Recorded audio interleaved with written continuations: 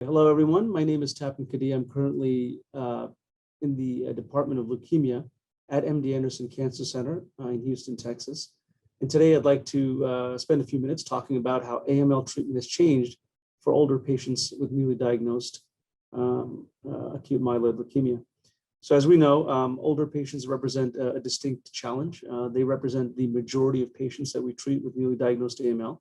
If you define older patients as older than 60 or older than 65 years. For years, we've been treating most patients the same with intensive chemotherapy in induction, followed by intensive consolidation and allogeneic stem cell transplant as post-remission therapy in patients who are high risk. What we found, of course, is that older patients have higher frequency of comorbidities, higher frequency of organ dysfunction, frailty, advanced performance status, and may not be able to tolerate intensive chemotherapy. In many of these patients, we have, for many years, used single-agent hypomethylating agents such as 5-azacitidine or decitabine with modest responses, but a really good safety profile.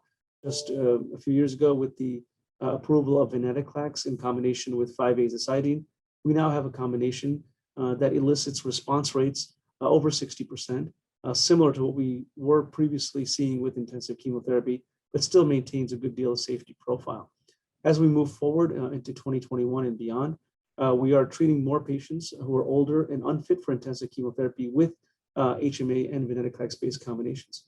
What we've also learned is that pre-treatment genomic characterization with cytogenetic analysis, as well as next-generation sequencing for recurrent somatic mutation, helps us now to select patients for certain types of therapies.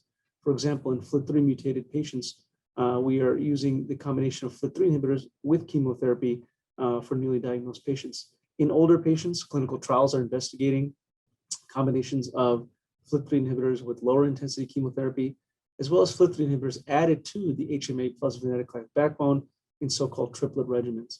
In patients with IDH1 or IDH2 mutated AML, single agents have been approved for frail patients in the front line, both enasidenib and ivosidenib. However, combinations are also being tested, including HMA plus IDH inhibitors, and then recent triplet regimens, for example, the combination of 5-azacitidine, venetoclax, and ivosidenib in patients with IDH1 mutated AML.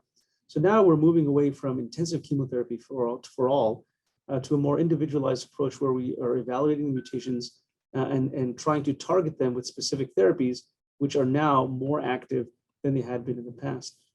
In patients who are older, we also run into the challenge of post-remission therapy. Many of these patients, because of their age, comorbidities, or performance status, may not be eligible for allogeneic stem cell transplant in first complete remission, taking away one of their largest opportunities for cure. In those patients, we now have the availability of maintenance therapy.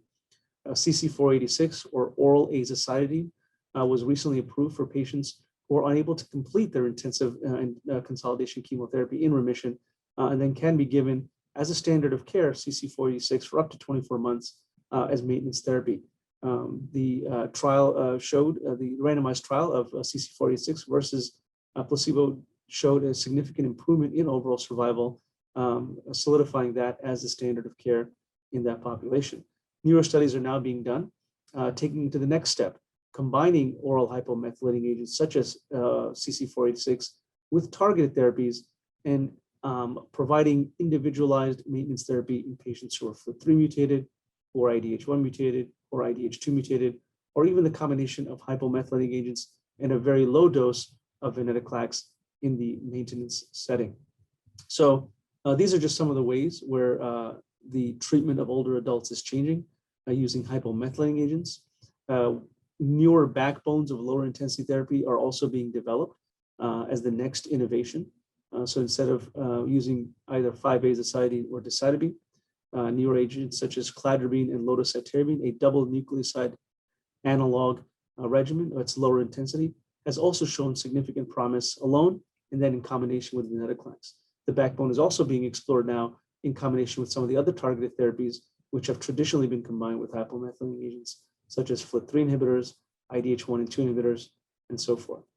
So the future remains bright as we continue to study new ways of advancing therapy in patients with AML. Thanks.